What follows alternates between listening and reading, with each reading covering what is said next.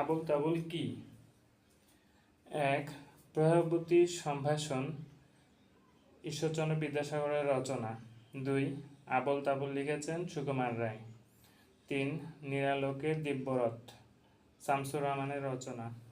4, আত্মঘাতী বাঙালি, নীরদচন্দ্র চৌধুরী। 5, সংস্কৃতির ভাঙা সেতু, রচনা করেন আখতারুজ্জামান ইলিয়াস।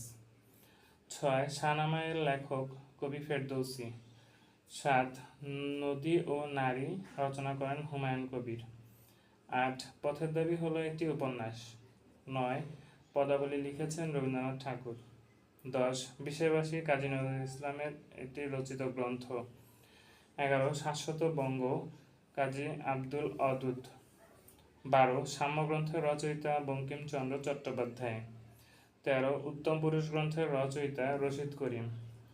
14, বীরবলের হালখাতা, এটি একটি প্রবন্ধ রচনা। 15, শ্রীকৃষ্ণ কীর্তনের রচয়িতা বড়ুচণ্ডী দাস। Thank you.